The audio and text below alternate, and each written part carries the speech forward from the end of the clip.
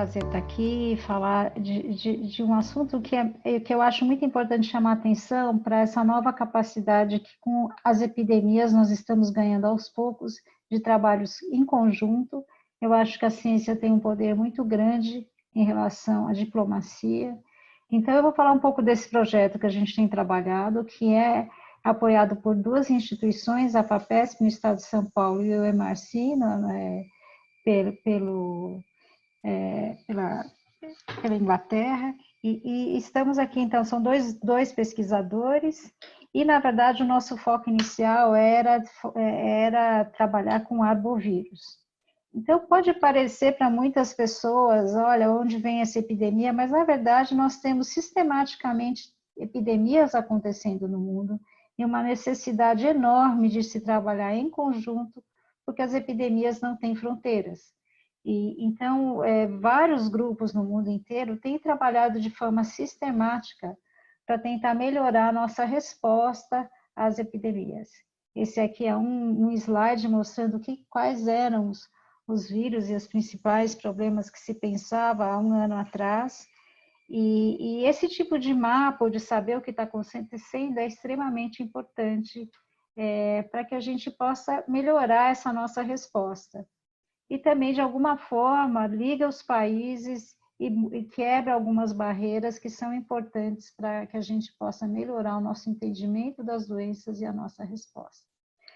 É lógico que todas essas epidemias têm um impacto enorme na economia. Aqui é só um exemplo do Brasil, que sofre há anos epidemias sucessivas de dengue. Se acredita que se gaste em torno de $400 por caso, o que significa que uma epidemia no Brasil, com 1 milhão de casos, quase se gasta $1 bilhão cada vez que isso acontece. $500 milhão, desculpa, de dólares cada vez que você tem uma epidemia com 1 milhão de pessoas.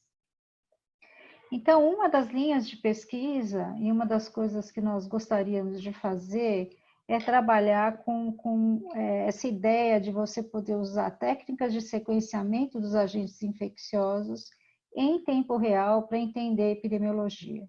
Então, o que nós gostaríamos de fazer era trabalhar rapidamente esses dados para que eles pudessem dar ideias de como a epidemia está evoluindo. Essa ideia, na verdade, nós tivemos contato, começou, na verdade, que eu fiquei sabendo, que eu conheci, foi com um grupo da Universidade de Birmingham. Quando teve a epidemia de ebola, eles tentaram montar, usando essa tecnologia que está aqui bem no meio, que é um pequeno sequenciador, eles conseguiram estabelecer o sequenciamento em Serra Leone e sequenciar várias amostras com as pessoas lá do grupo da própria, que estavam respondendo para a epidemia. Isso foi muito importante porque a questão de você levar a amostra de um lugar para outro, além de não ser tão seguro, também tem várias barreiras nos países. E também é muito importante que, na medida que as epidemias aconteçam, você estabeleça a tecnologia no local onde elas possam estar acontecendo. Então, essa ideia, na verdade, nós ficamos sabendo e conhecemos por conta da epidemia de Zika. Eu acho que é bom dar toda essa ideia de como as coisas funcionam e não a gente só, para a gente poder aproveitar a epidemia atual e entender como a gente vai responder a essas e as próximas. Então, a epidemia de Zika aconteceu em julho, os casos foram detectados mais ou menos em maio de 2015, mas ela não foi dada muita importância porque a infecção não causava grandes danos. Foi se perceber só no final do ano, quando as crianças começaram a nascer, o problema da epidemia de Zika. E nessa época, logo em fevereiro, janeiro de fevereiro de 2016, abriram muitas chamadas internacionais. E foi uma oportunidade para muitos cientistas brasileiros como eu de entrar em contato com outros grupos trabalhando em epidemias. E nesse sentido, a gente trabalhou nesse estudo para entender como o Zika estava espalhando. E ficou claro, primeiro, que, na verdade, um ano antes daquela época de 2015, já tinha entrado isso, o Zika estava espalhando, aqui está 2015, já em 2014, ele já estava se espalhando em várias regiões do país e da América Latina. Então, muitas vezes você só consegue descobrir uma epidemia, ter os dados muito tempo depois. Nesse caso, A gente só conseguiu publicar os dados em 2017, quando já não estavam tendo mais casos, mas vocês veem que seria interessante ter métodos, e acho que isso que a gente vai falar depois, para detectar as epidemias rapidamente, aqui o caso a gente só percebeu em 2015, e também sequenciar e ter dados do vírus imediatamente. Então, a nossa ideia era essa. E depois dessa epidemia de Zika, nós trabalhamos, que foi o estudo Zibra, junto com a Fundação Oswaldo Cruz, e que o pessoal fez viagens pelo Nordeste todo para coletar, e os laboratórios eram móveis, eles iam mudando de lugar todo. A gente tentou organizar formas de treinar pessoas em vários laboratórios, inclusive com outros contatos, como foi o caso em Angola, para tentar melhorar, ter mais gente sabendo fazer, e também desenvolvendo tecnologias para diminuir o custo disso. Então, o que a gente tem trabalhado desde então foi tentar diminuir, junto com um grupo que chama, uma rede inglesa que chama Arctic, e que também tem apoio do MRC, tentar desenvolver formas para diminuir o custo do sequenciamento. Então, esse foi um trabalho que desde então a gente fez com uma aluna de doutorado na Universidade de Birmingham para tentar diminuir os custos para detectar novos vírus e também para os vírus conhecidos fazer com que isso fosse cada vez mais barato. Então, com isso, quando estudo o CAD, que é um projeto que começou há um ano, começou em abril, o Brasil já teve sucessivas epidemias depois do Zika, uma delas que foi muito importante, que foi de febre amarela. Nós começamos a sequenciar em larga escala sequências de febre amarela, que eu estou mostrando aqui, acho que estão quase em torno de 1000 sequências que a gente está organizando para tentar publicar os dados. Novamente, depois que a epidemia tinha acontecido, até porque o projeto começou depois. E também não só entender a sequência, mas ligar essa sequência com dados de geografia, que é o que a gente está tentando fazer. Aqui está mostrando mapas em que a gente tenta mostrar como caminhou o vírus e para depois ligar isso com as sequências. Então, a ideia e a visão é essa. Esse estudo também trabalhou as sequências de dengue. Então, nós estamos, além da epidemia de coronavírus, em uma epidemia de dengue desde o ano passado, aumentaram muito o número de casos de dengue. A gente pode ver que o dengue, que é um vírus que tem 4 genótipos, que voltou a ter o genótipo 2, aqui, como vocês estão vendo nessa figura. Então, esse dengue 2 que aumentou muito, o que foi interessante, por exemplo, que a gente percebeu, é que ele é diferente dos anteriores, é uma nova clade que está pegando nessa epidemia. Então, nós estávamos trabalhando essa questão, então nós também estamos fazendo com o dengue o que a gente fez com o vírus da febre amarela, tentar fazer cartografia e entender como esses vírus caminharam nos últimos 2 anos, pelo menos inicialmente nós estávamos trabalhando no estado de São Paulo. Essa é uma figurinha mostrando a evolução da epidemia durante os vários anos que vocês veem aqui em cima. E a ideia, então, era pegar todos esses muitos vírus que estão guardados desde então, sequenciar os vírus, entender o movimento deles no decorrer do tempo. E também montar no laboratório de vigilância metodologia para sequenciar o dengue na medida que ele vai chegando e tentando entender em tempo real. Esse era o objetivo em janeiro que nós estávamos trabalhando quando ficamos sabendo da epidemia de corona. Então, nós estávamos lá, o Instituto Alfuludes é um instituto responsável por receber as amostras, então nós estávamos organizando e estávamos prontas para também fazer a sequência do coronavírus. Então, foi isso que aconteceu. Na verdade, a gente estava lá e rapidamente estava tudo pronto, era só pegar a amostra e colocar e sequenciar, e por isso que ela foi feita rápida. A ideia é de que a gente estava trabalhando, que eu acho que é importante passar para quem não entende ciência ou não trabalha tanto, que é um trabalho de muito tempo, que você chega no momento e que você consegue fazer isso um pouco mais rápido. Então, a tecnologia mesmo, essa do mini-ion, ela demora, você pode conseguir sequência até em 24 horas. É normal da tecnologia. O que precisa é a gente se organizar e estar ligado e pensando no assunto para você conseguir dar uma resposta mais rápida. E quando a gente fez isso, tinham pouquíssimas sequências ainda da Itália. Na verdade, o que a gente sequenciou foi a epidemia da Itália. E então as ligações da onde ou qual que era, tinham duas sequências que ficaram em locais diferentes, uma que aparece aqui, né, um pouco ligada com a Itália, e outra aqui ligada com a Inglaterra. Não quer dizer que foi a Inglaterra que veio para cá, só quer dizer que ela era mais próxima e que estava faltando as sequências da Itália para você poder entender e fazer as inferências. Agora, um pouquinho depois, a gente conseguiu... então, assim, sequenciar rápido gerou uma coisa que para mim foi muito... Eu não tinha ideia de que ia tomar esse tamanho, mas que eu acho que é importante a gente, como cientista, ou pessoas como eu, que são extremamente introspectivas, que a ciência precisa estar falando com o público em geral.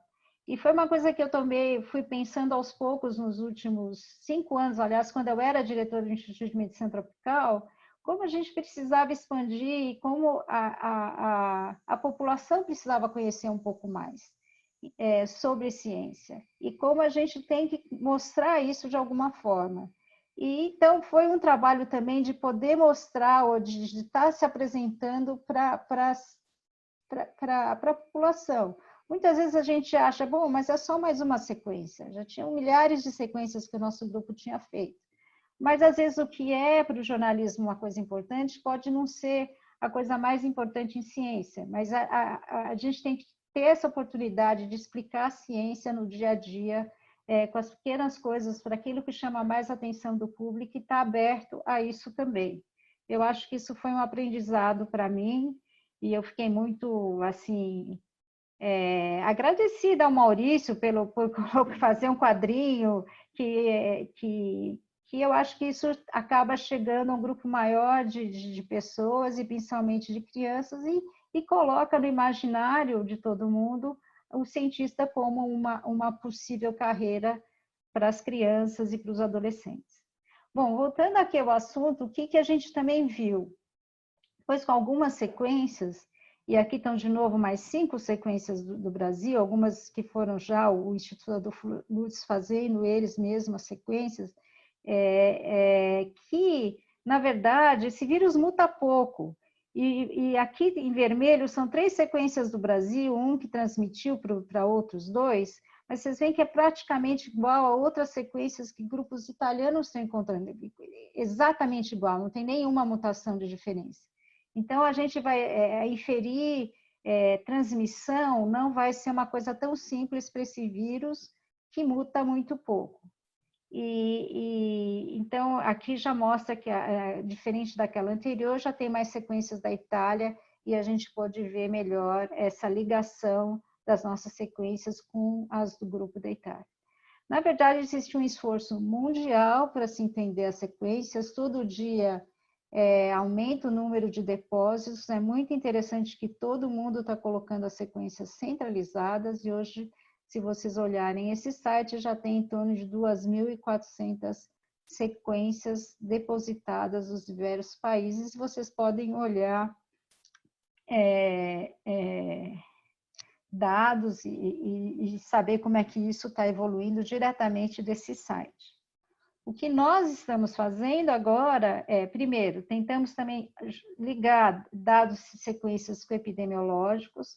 Aqui é um trabalho que a gente publicou recentemente, tentando entender de onde vinham os voos, e que vêm para o estado de São Paulo, para o Brasil, né? Mas fica claro que São Paulo é o maior, o lugar onde recebe a maior parte dos voos, e que recebeu a maior parte dos voos dos países que estavam afetados pelo coronavírus, seguido pelo Rio de Janeiro e depois por Belo Horizonte. A maioria das sequências dos passageiros vieram da Itália e seguidos da China. Mas com o passar do tempo, primeiro a gente reviu os dados do Ministério também e vimos que tem uma correlação entre os viajantes detectados no Brasil e a incidência descrita nos vários países. E principalmente que com o tempo, e principalmente quando se fechou no dia 2 de março, as viagens com a Itália, a tendência foi aumentar o número de casos vindo dos Estados Unidos deve ser acima dos casos vindo da Itália. Isso também tem problemas no Brasil, porque significa que a nossa epidemia não começou com um único vírus, mas com vários ao mesmo tempo, e um dos trabalhos que a gente vai tentar fazer é entender quanto e como, por quantas sementes a epidemia do Brasil começou. A gente está tentando sequenciar um número grande, fazer as primeiras análises, espero poder estar fazendo isso e dando os resultados nas próximas semanas. Então, também nós estamos tentando organizar os dados que a gente consegue sobre o número de casos. Aqui está mostrando e tentando definir se o Dublin Time está com os dados que nós temos, o Dublin Time da cidade de São Paulo está em torno de 3 dias, e aqui a gente está tentando gerar para cada cidade dados de Dublin Time, para poder ter uma melhor clareza de como a epidemia está evoluindo no Brasil. Então, só para terminar, assim, isso eu só queria mostrar para vocês quais são os estudos que nós estamos fazendo, mas a mensagem que eu acho mais importante é que durante uma epidemia é o momento de se criar colaborações, é o momento de trabalhar a ciência aberta, dos dados serem colocados o mais possível entre as pessoas.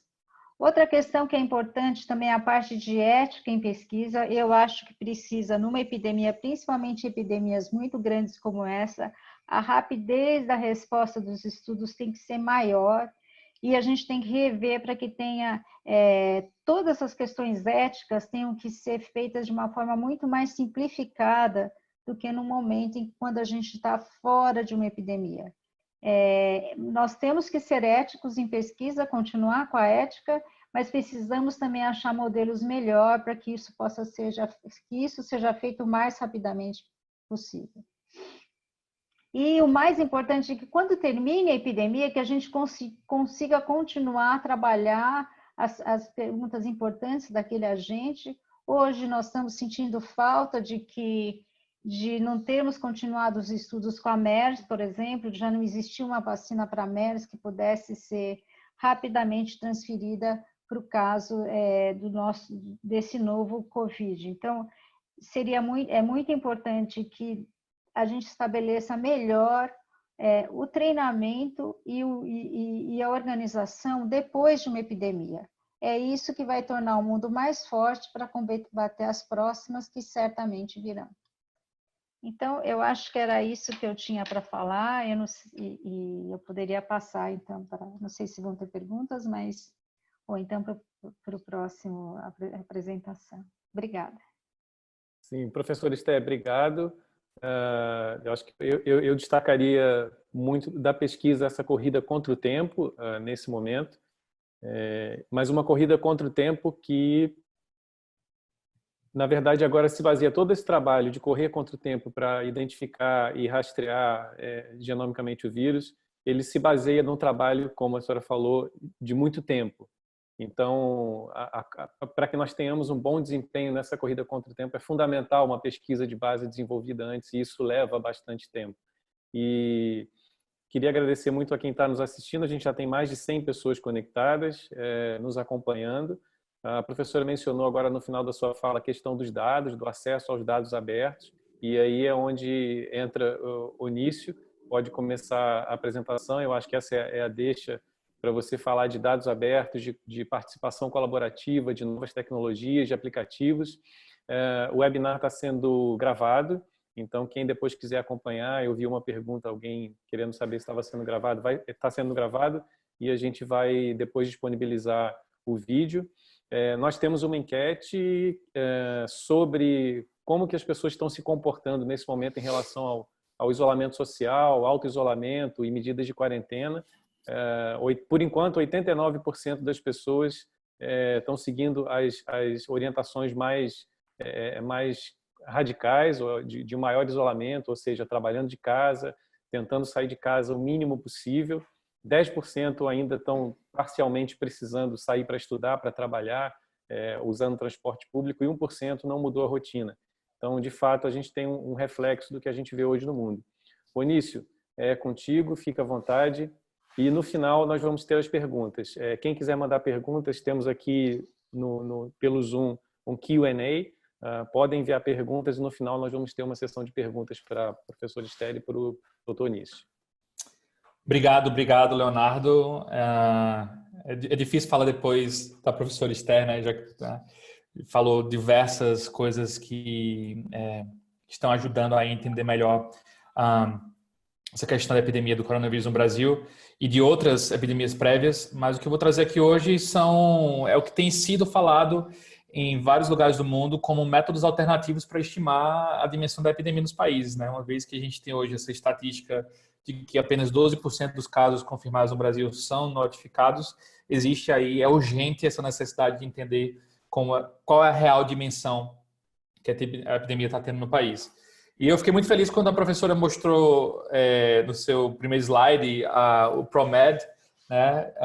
Porque é talvez seja a primeira ferramenta de alternativa que surgiu lá em 96 para entender ou acessar informações relacionadas a epidemias de maneira mais ágil, né? Acho que a detecção digital de doenças começou com isso. No Brasil, o Dr. Rodrigo Gerami, meu amigo, ele liderava, não sei se ainda lidera, mas liderava por muito tempo a iniciativa do ProMed, e fiquei feliz que a professora Esther mostrou isso no início. Bom, a vigilância participativa, que é o que eu vou focar hoje na minha fala, ela, de certa forma, é um spin-off da detecção digital de doenças, né, que começou lá em 96 com o ProMed.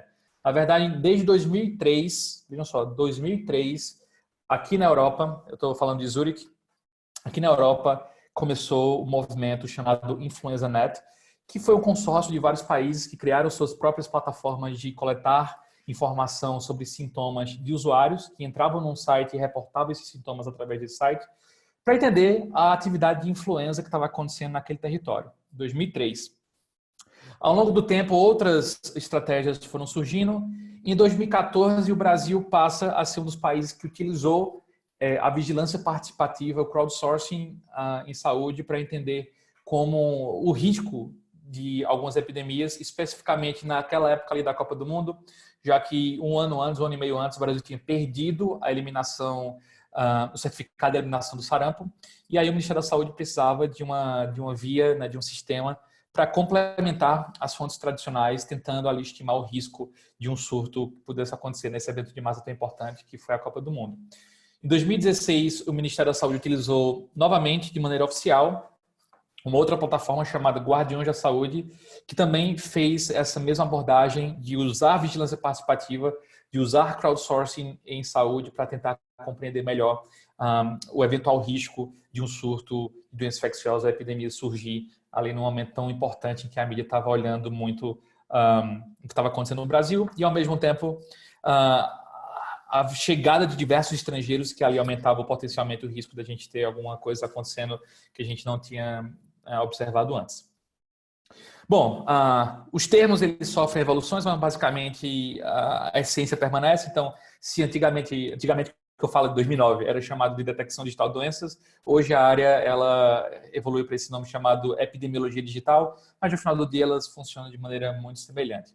Aqui é só uma comparação, eu gosto muito dessa figura do Dr. Max Molinsky, da Fundação Ending Pandemics, e ele faz uma comparação de como a vigilância participativa ela consegue ajudar bastante na identificação antecipada dos surtos e epidemias, né? Então, aqui é uma situação normal, uma situação trivial em que você tem a notificação de casos quando o caso chega no sistema de saúde, seja público ou privado, e aí esse caso é notificado na rotina. Você tem um atraso nessa identificação e esse atraso ele gera, eventualmente, um grande número de casos. Quando você tem uma rede de médicos, enfermeiros e profissionais de saúde mais sensível no hospital, essas notificações, eventualmente, elas acontecem um pouquinho antes, existe uma especificidade um pouquinho maior ali, sensibilidade também, mas ainda assim o fluxo continua o mesmo, ou seja, as pessoas só vão ser notificadas quando elas chegam na porta de entrada do sistema de saúde. Quando você trabalha com rede de sentinelas, que é uma metodologia fantástica para monitorar diversos fenômenos epidêmicos, você aumenta a sua especificidade também e a acessibilidade do sistema, mas ainda assim você continua insistindo na mesma maneira de captar os casos. Só conta caso quando ele chega no sistema de saúde. Agora, quando você começa a trabalhar com detecção digital de doenças ou quando você começa a trazer a população para perto através da epidemiologia participativa, da vigilância participativa, você começa identificando essas ameaças antes e essa identificação oportuna ou antecipada acaba diminuindo o número de casos que isso vai gerar. Então, para aqueles que não são familiares com o processo de vigilância participativa, aqui uma explicação bem básica e direta de como funciona. Então, imagina que numa população normal você vai ter um grupo de suscetíveis. Parte desse grupo de suscetíveis, vamos trazer o exemplo do coronavírus. Tá? Você tem ali a população suscetível e aí o coronavírus chega, daqueles suscetíveis ela vai infectar uma parte das pessoas, só uma parte das pessoas vão ser contabilizadas pelos sistemas de vigilância em saúde. O que é que acontece com esse leque, com esse gap aqui que existe, né, com esse intervalo? É uma lacuna. É uma zona cinzenta onde vários casos se perdem e não são notificados e essa subnotificação cria uma subestimação de como a situação atual está. A vigilância participativa ela tenta recuperar parte desses casos que são perdidos através dessas estratégias do usuário, da população, reportar sintomas ou por websites ou por aplicativos, em alguns países por SMS. Então, é uma maneira de tentar capturar e resgatar esses cenários ou esses casos que estão perdidos e não estão à vista do sistema tradicional de vigilância em saúde. Bom, como eu falei, né, as pessoas, a entrada do dado, a maneira como ele entra pode variar, né, dependendo do país. Aqui na Suíça, por exemplo, eles estão fazendo por um website, daqui a pouco eu mostro alguns mais detalhes sobre isso. Na África, eles usam SMS. No Brasil, a gente tem utilizado um aplicativo para smartphone, mas basicamente a entrada ela é similar.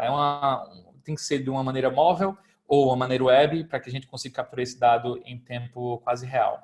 À medida que esses dados são transmitidos para a nuvem, os algoritmos vão tentar identificar padrões. Grupos de pessoas com mesmos sintomas no mesmo espaço e ao mesmo tempo. Quando um padrão desse é identificado, pode ser o início de um surto ou pode ser uma concentração numa região específica de um surto ou de uma epidemia. E a partir disso, a informação ela é passada para os gestores, para os tomadores de decisão, para que eles entendam como priorizar as ações de intervenção, objetivando aí reduzir o dano que aquele evento epidemiológico pode causar na população, na determinada população.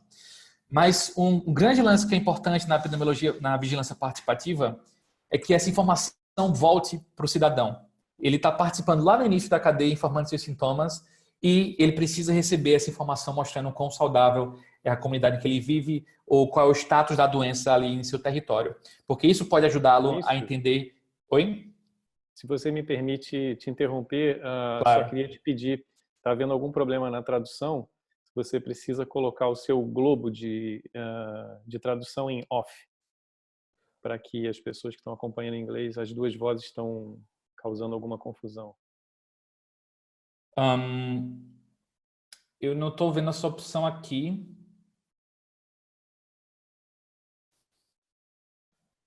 Tem o translation lá embaixo, só colocar em off.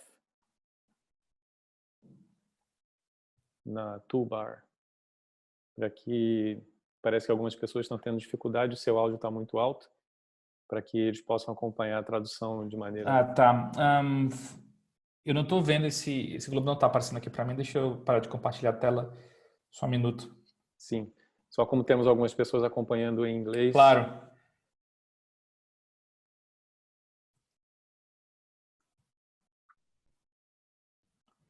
Confesso que não está aparecendo para mim essa opção do globo. Ok, vamos seguir e eu vou conferir com o pessoal do background de equipe técnica como fazer. Obrigado, Tá, desculpa te interromper. Não, sem problema, sem problema. Bom, então, retomando, para ser vigilância participativa, o cidadão ele precisa entender, ele precisa ter de volta esse feedback da informação que ele estava reportando lá no começo da cadeia. Então, experiências que apenas coletam o dado do cidadão de maneira ativa, elas conceitualmente não deveriam ser chamadas de vigilância participativa porque a participação acontece pela metade. E, na verdade, o que a gente quer é que a participação aconteça de maneira integral, tanto no informe de sintomas, como também na adoção de boas práticas ou de bons comportamentos para se proteger de doenças à medida em que ele recebe essa informação de como é que está a situação ao redor dele. Bom, a vigilância participativa ela se baseia em uma combinação sindrômica, né? Então a gente utiliza uma abordagem sindrômica para coletar os dados. A gente não precisa coletar formulários longos com diversos sintomas para poder ter uma noção do que está acontecendo. E isso aqui são os exemplos de sintomas que a gente coletou durante a Copa do Mundo, as Olimpíadas, o que a gente está coletando hoje no projeto Brasil Sem Corona, que eu vou falar mais à frente. Mas, além de questões relacionadas a sintomas, é importante a gente identificar questões relacionadas à exposição do indivíduo. Então, por exemplo, se ele marca uma combinação específica de sintomas e se ele procurou o serviço de saúde, isso pode ser um caso um pouco mais severo e a gente consegue entender esse caso ou esse grupo de pessoas que marcaram isso como um grupo de pessoas que eventualmente estejam vivenciando ali uma severidade maior da doença.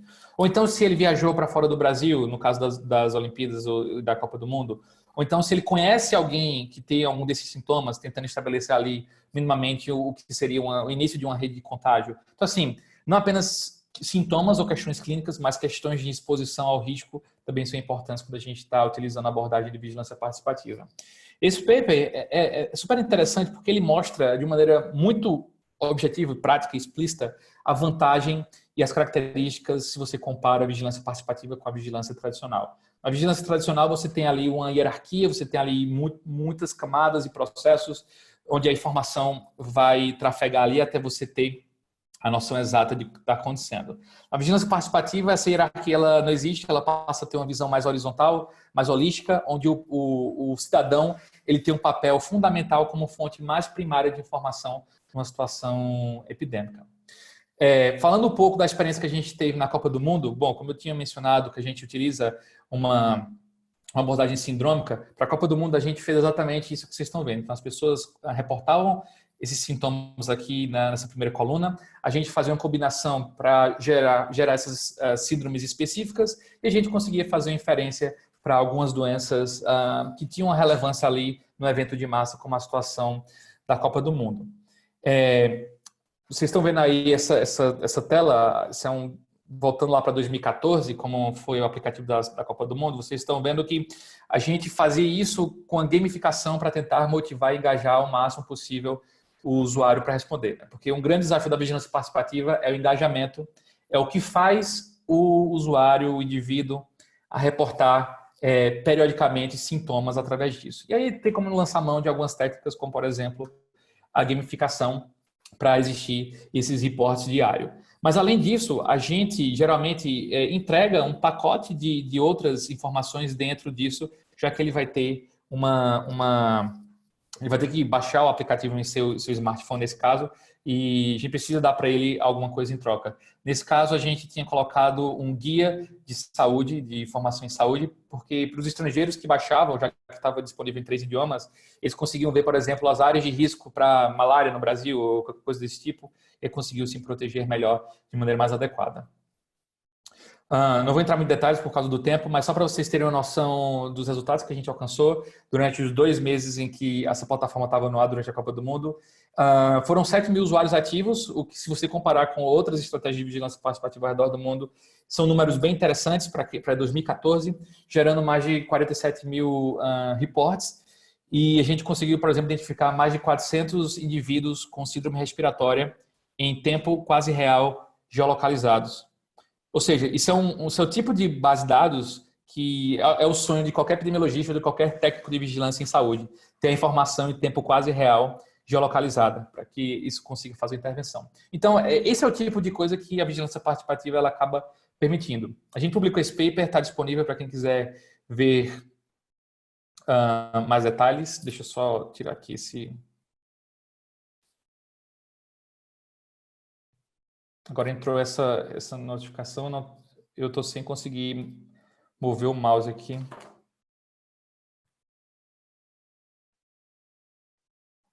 Léo, não sei se você que controla aí, mas essa notificação eu não consigo mover o mouse, tá?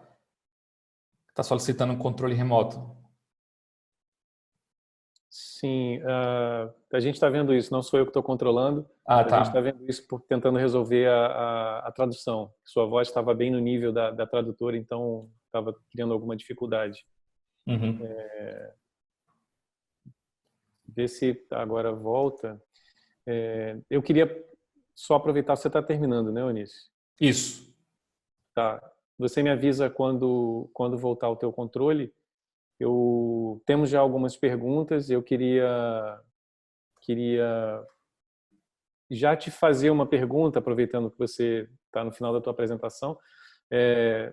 Os sistemas de vigilância participativa contam com a participação ativa das pessoas para compartilhar informações. Como é a questão da privacidade nesses aplicativos? Qual é o cuidado que se tem? As pessoas que participam desses programas, como fica a questão da privacidade em vigilância participativa? Não, perfeito. Isso é uma pergunta que geralmente é feita com frequência. Em todas essas plataformas de vigilância participativa, o usuário ele acaba concordando, antes de participar, em ceder sua localização ou seus dados para que ele seja utilizado ali como um bem comum, que é entender o cenário epidemiológico disso. Mas, ainda assim, para tentar garantir e salvaguardar a privacidade, por exemplo, no Brasil Sem Corona, que é esse projeto que está hoje no ar no Brasil, todas as localizações são anonimizadas em 2 quilômetros e a privacidade do usuário também fica salvaguardado, anonimizado no servidor. Então, isso acaba garantindo aí que a gente não consiga identificar de maneira individualizada quem é quem ali em participações. Então, só aproveitando para encerrar a apresentação, o Brasil Sem Corona é um projeto que está no ar hoje no Brasil, faz 15 dias que ele foi para o ar, em parceria do Colab, que é a maior plataforma de crowdsourcing do Brasil, uma rede social de cidadania, junto com a AppTrack, e a gente está fazendo essa busca para tentar entender a distribuição de casos suspeitos de coronavírus no país. Então, quem quiser pode baixar o aplicativo do Colab e começar a reportar seus sintomas. Esses dados eles são cedidos gratuitamente para qualquer prefeitura de qualquer cidade do Brasil, tanto os dados como os dashboards que estão sendo feitos. Isso aí tem o objetivo de fortalecer os sistemas de vigilância no Brasil, trazendo uma alternativa, como eu falei no início, para compreender e dimensionar melhor a epidemia do coronavírus no país. E só mostrando que abordagens como essa do Brasil Sem Corona estão alinhadas com uma abordagem que estão utilizando vigilância participativa nos Estados Unidos, com o Covid na EU, aqui na Europa, com o Crowd Covid, especificamente aqui na Suíça, com o Covid Tracker. Nesse caso, mais de 168 mil pessoas responderam na Suíça esses sintomas. Então, assim, é só para mostrar que a gente, de fato, caminha para utilizar essa plataforma de vigilância participativa ou essas plataformas de vigilância participativa como uma maneira alternativa para fazer esse dimensionamento melhor dos casos.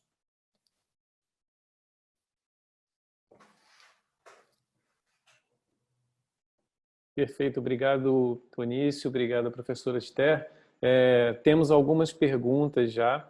Eu vou tentar juntar ao máximo as perguntas numa só. Professora Esther, essa corrida contra o tempo para o rastreamento do vírus, identificar as suas mutações, utilizando essa base de conhecimento e metodologias já usadas antes para a dengue, para o Zika, como que esse trabalho de decodificação e rastreamento do genoma e das mutações do vírus, eles podem ajudar nesse momento de ações de curtíssimo prazo para políticas de saúde, políticas públicas de saúde e, eventualmente, para o desenvolvimento de medicamentos e vacinas. Há relação entre essas duas linhas de pesquisa?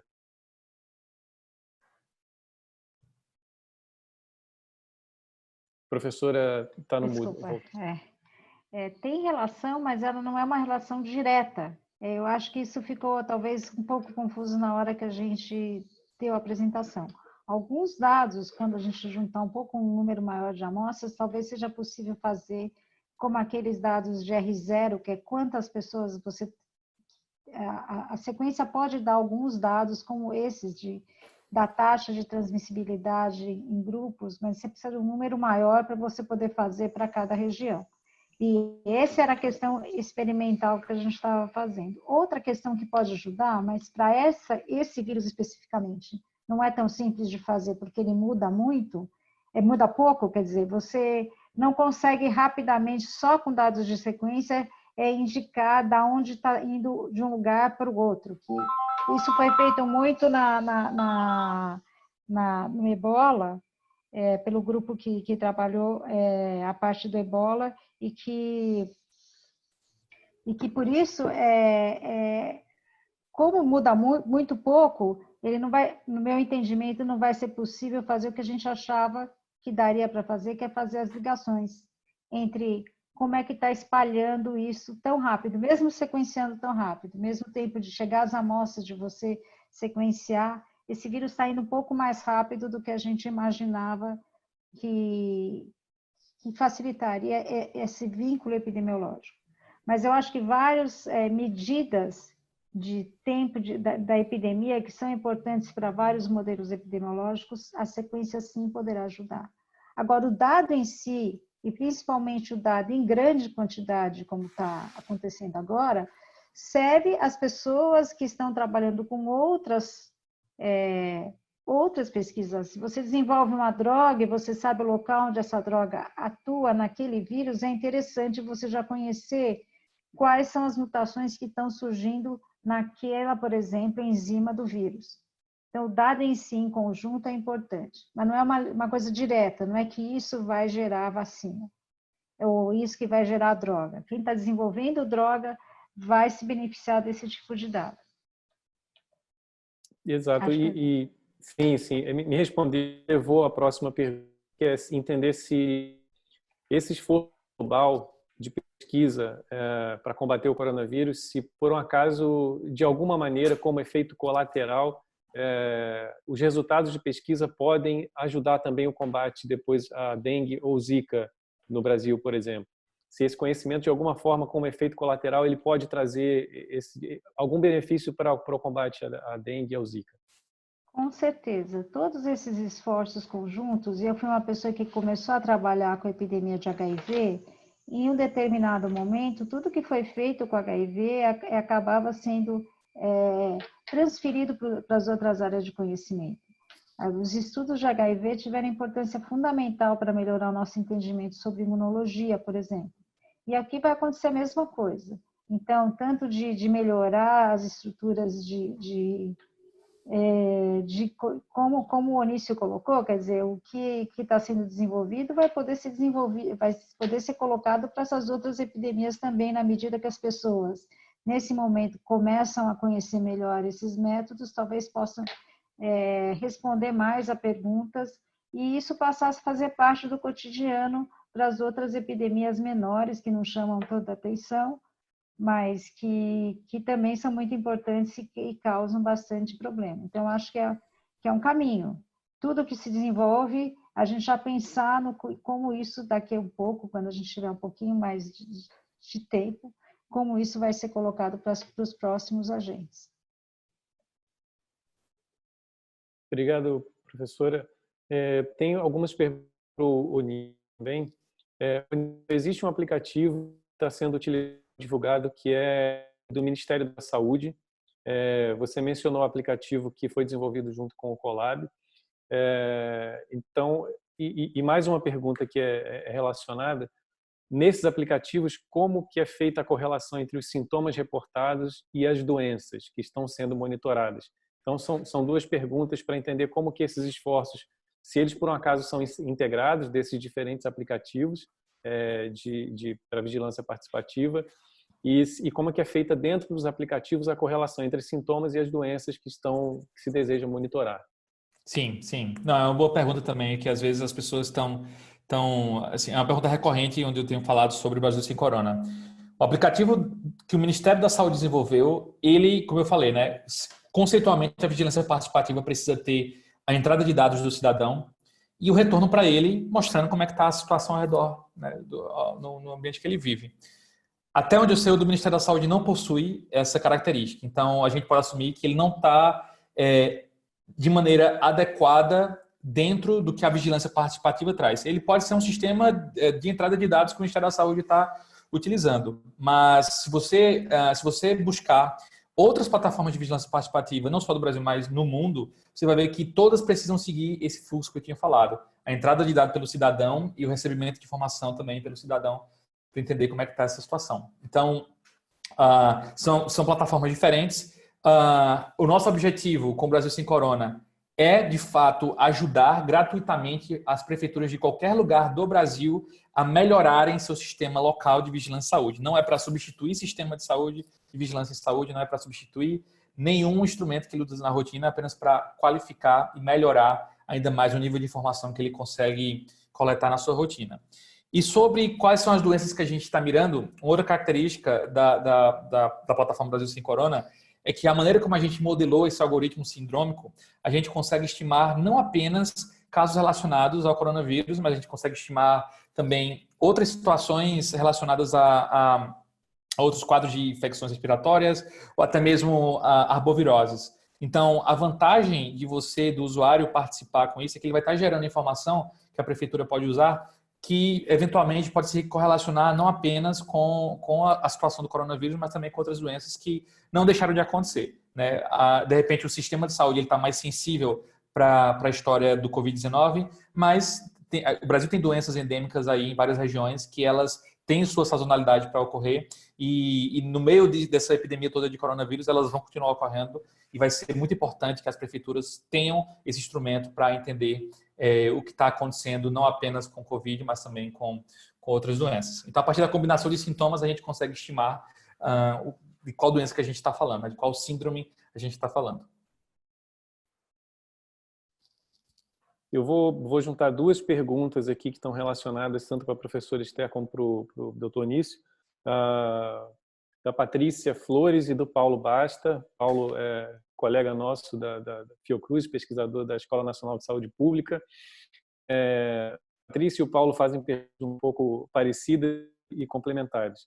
Os indígenas navarros nos Estados Unidos já estão enfrentando a pandemia em suas comunidades. Para a professora Esther, existe já algum tipo de monitoramento para populações indígenas? Eu acho que hoje de manhã eu li uma notícia de que um indígena, não lembro exatamente de onde, já foi identificado e testou e o resultado foi positivo para o coronavírus. A tribo está isolada e ele isolado da tribo. Nos Estados Unidos isso já está acontecendo. Então, se existe já algum tipo de monitoramento em populações indígenas e se existe algum aplicativo de vigilância participativa no modo offline, onde seja possível levar esse tipo de iniciativa a populações que estão em áreas mais remotas, com maior dificuldade de conexão. Eu acho não sei, acho que é mais para o Onício essa resposta. Eu realmente não sigo a questão indígena, como todo mundo, a gente está muito preocupado, mas eu não saberia responder como está o trabalho com os indígenas no momento.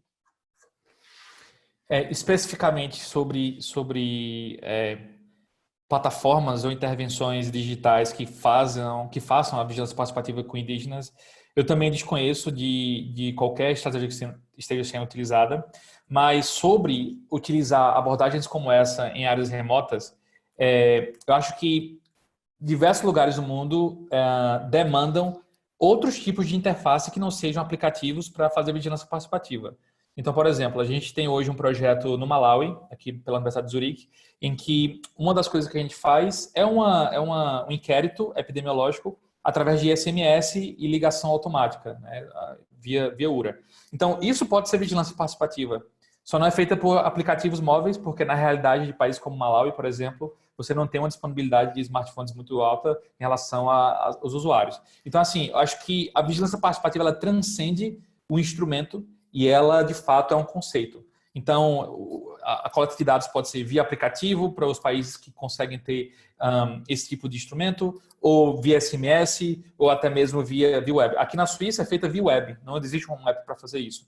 Então, acho que a gente precisa ser criativo na hora que definir uma interface para utilizar a vigilância participativa, porque, de fato, a tecnologia ela precisa ser transcendida pelo conceito do que é a vigilância participativa e a colaboração das pessoas informando os sintomas. Tem outra pergunta da Maria Inês Guimarães e do Rafi Rahman. Segundo a apresentação de vocês e segundo eu entendo aqui a pergunta deles, há informações de que o COVID, o SARS-CoV novo, ele tem mudado muito, tem sofrido muitas mutações devido ao seu genoma, o RNA, mas a professora mencionou de que ele não está mudando muito, e se ele não está mudando, significa que ele não está evoluindo? Qual é a relação? Na verdade, eu acho que a pergunta tem mais relação com a taxa de mutação do vírus, se de fato ela é muito rápida, se não é. Eu acho que talvez esse ponto não tenha ficado muito. Eu acho que eu não expliquei bem, mas assim, esse não é um dos vírus que mais mutam, não. Ele está em uma taxa de em torno de uma mutação por mês. Então, o vírus que você coletou na China em dezembro, em janeiro, a diferença da população era apenas uma mutação em 30 mil pares de base. Então, é bem baixo. E assim, é lógico, em cada pessoa, ela vai acontecer em posições diferentes daquelas 30 mil bases. Com o tempo, você vai conseguir entender melhor os grupos de vírus que vão se formar. Mas até agora, provavelmente, uma amostra coletada hoje vai diferenciar da original na China em 3 ou 4 posições apenas.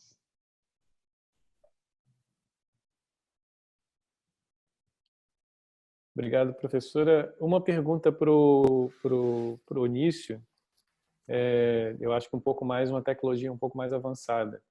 Câmeras de termovisão, elas são eficazes para detectar indivíduos que têm que ser isolados, talvez a partir de temperatura corporal? Existe aplicativo de termovisão para smartphones que possam ajudar nesse monitoramento?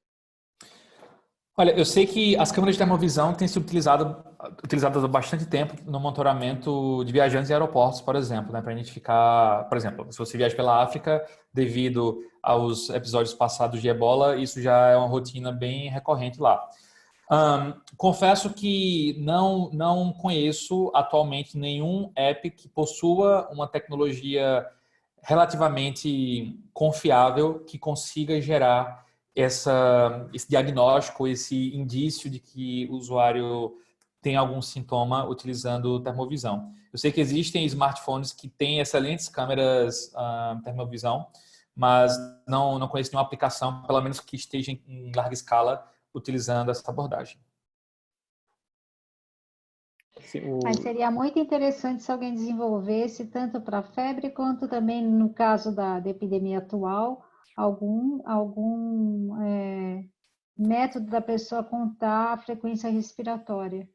Porque uma das questões que leva a pessoa à gravidade, que ela deveria pensar em hospital, é se ela está com insuficiência respiratória. Então, seria muito útil ter alguma coisa que a pessoa pudesse entrar e ele contasse a frequência respiratória dela. Uhum. Fica o desafio do desenvolvimento dessas aplicações e tecnologias. Boa. Onísio, você teve iniciativas aqui no Brasil durante a Copa das Confederações, a Copa do Mundo, eu acho que também nas Olimpíadas, se não me engano. Isso. E eu acho que você também está desenvolvendo, além do Malawi, tem iniciativas também na Suíça. Se você puder falar um pouquinho do teu projeto.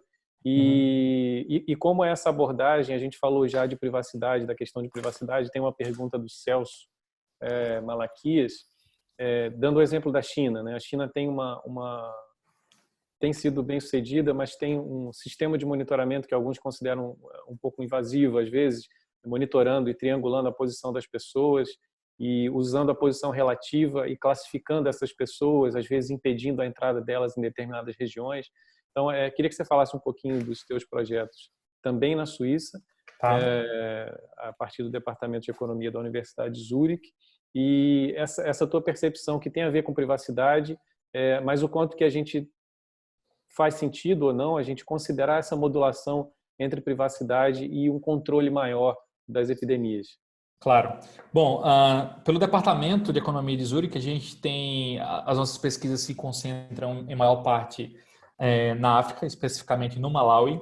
Lá a gente está monitorando o desenvolvimento infantil através de tecnologias vestíveis, né, wearables, e a partir disso a gente consegue gerar dados para tentar predizer pontos de inflexão no desenvolvimento infantil, incluindo a detecção de surtos a nível local, a nível das vilas, para tentar entender como surtos recorrentes, por exemplo, de diarreia, conseguem impactar ali na trajetória de desenvolvimento que uma criança pode ter até chegar à sua vida adulta.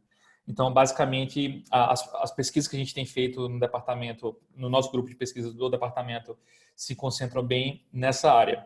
Aqui, relacionado ao Covid, a gente está passando por uma etapa agora de tentar direcionar ou adaptar algumas dessas intervenções na África para olhar a situação da epidemia lá também, já que a África está um pouquinho atrás em relação ao Brasil na evolução da epidemia.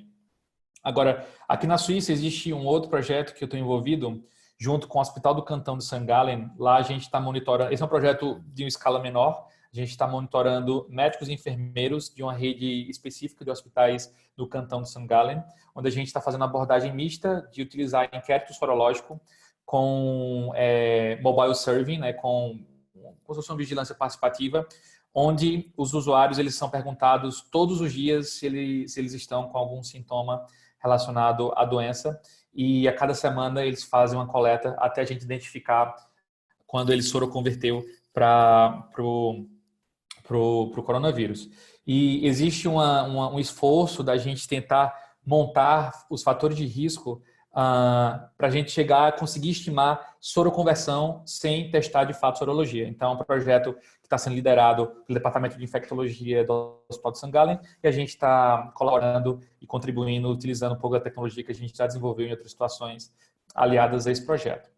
E com relação à questão ética de privacidade, eu acho isso acho que o cenário atual do Covid-19 ele está nos fazendo revisitar diversos conceitos que a gente precisa entender que são necessários à sua ressignificação. Bom, a gente não pode continuar tentando resolver esses desafios de saúde com métodos antigos. A gente precisa buscar métodos inovadores para fazer isso. E, eventualmente, quando a gente está com abordagem de inovação, abordagem de disrupção, a gente está tocando ali nos limites da ética. O que a gente precisa entender é o ponto de equilíbrio, ou até onde vale a pena a gente empurrar esses limites éticos em troca do bem da população, né? Então, de novo, tem muitas coisas muitas tecnologias que estão sendo utilizadas. Não estou dizendo que a abordagem da China é a correta, mas só estou colocando o fato de que a gente tem que lidar com esse problema vendo que o presente nos oferece no sentido das tecnologias. E vai ser natural a gente ter esse conflito eventual de que se isso é ético ou se isso não é, em detrimento do tipo de abordagem tecnológica que a gente está usando. Então, fica sempre essa briga aí de valores, se o que tem que ser respeitado são os limites éticos da maneira como estão hoje, baseado em coisas do passado, ou se a ética ela precisa também ter uma reformulação, uma atualização mediante as ferramentas que existem hoje para tentar melhorar a situação de saúde. Perfeito, Onício. A gente está chegando próximo já do final previsto do nosso webinar. Tem muitas perguntas.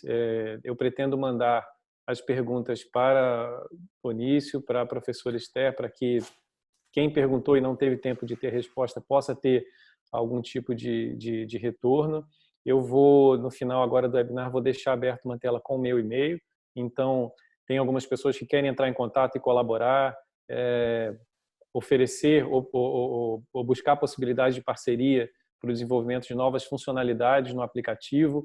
Há muitos elogios para a professora Esther e para a sua equipe, muitos parabéns pelo trabalho, muito incentivo para que a comunidade acadêmica continue trabalhando de forma colaborativa, construindo pontes, de forma interdisciplinar.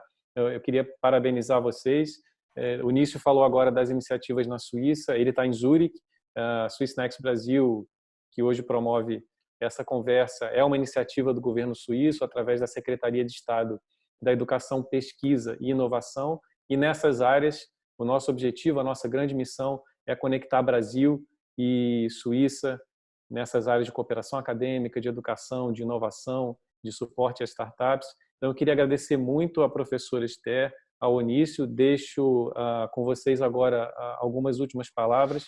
Temos uma pergunta que eu acho que não vai dar tempo de responder, mas está relacionada a mudanças climáticas, ao crescimento do perfil urbano das populações e o quanto isso afeta as epidemias e como que os arranjos urbanos também interferem de forma positiva ou negativa na transmissão de novas doenças, de epidemias. Eu já adianto que nós temos um webinar que está no forno, está sendo preparado agora, que é exatamente sobre a questão urbana, arquitetura, espaços urbanos e epidemias. Em breve tem novidades, mas eu queria deixar agora a professora Esther e o Onísio últimas palavras e já agradecê-los muito pela conversa, que foi muito frutífera e eu acho que tirou muitas dúvidas de quem acompanhou. Professora Esther? Eu agradeço, é um prazer assim poder passar os dados, está realmente uma correria, nem sempre a gente consegue responder para todo mundo como a gente gostaria, mas eu fico muito agradecida pelo interesse em ciência da comunidade. Eu queria também agradecer a oportunidade, todo o pessoal da Swissnex Brasil, o Leonardo, a Naira, o Philip, e deixar o recado para quem ainda não entrou, entre lá no brasilsemcorona.com.br, baixe o aplicativo do Colab e comece a utilizá-lo diariamente, se você tem ou não sintomas, informando, porque isso vai ajudar com que o governo da sua cidade consiga ter um dado melhor para saber a dimensão que a epidemia está tendo, perto de onde você mora. Então, brasilsemcorona.com.br, fica aqui o pedido para você entrar lá e baixar o aplicativo. Obrigado. Obrigado, Onísio. Obrigado pela disponibilidade de vocês. Eu vou deixar aqui, eu vou compartilhar uma tela agora. O webinar foi gravado, nós vamos disponibilizar nos nossos canais de redes sociais. Queria agradecer muito ao Departamento de Economia da Universidade de Zurique e agradecer à Faculdade de Medicina da Universidade de São Paulo por disponibilizar vocês e principalmente por dar o suporte ao trabalho de vocês, tão fundamental nesse momento. Obrigado. Deixa eu só colocar o slide aqui para todo mundo poder entrar em contato comigo e eu direciono os contatos a vocês. Não sei se vocês estão vendo. Entrou?